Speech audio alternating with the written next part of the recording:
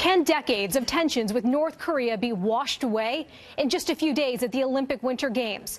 Probably not. But there is an apparent shift, even if just by a little, in how the U.S. is prepared to deal with the regime. The Washington Post reporting that U.S. Vice President Mike Pence says the United States is ready to talk with North Korea. Kim Jong-un's sister now back at home in Pyongyang after her historic Olympic visit to South Korea, where over the weekend she invited the South's president to visit the North on behalf of her brother.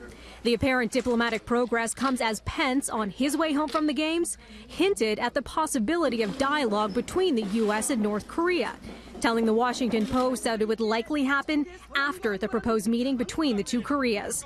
Pence also telling the paper no pressure on the North will be eased until the regime takes a meaningful step toward denuclearization.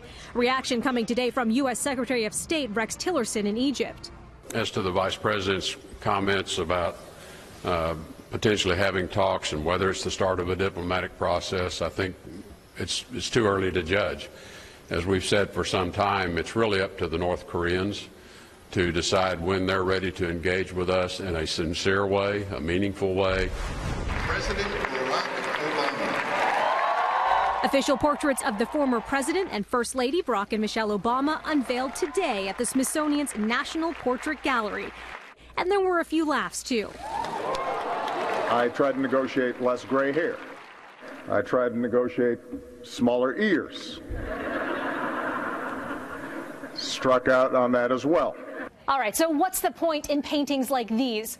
Let me leave you with this take from the artist behind the former president's portrait. It seems silly. It's colored paste. It's a hairy stick. You're nudging things into being.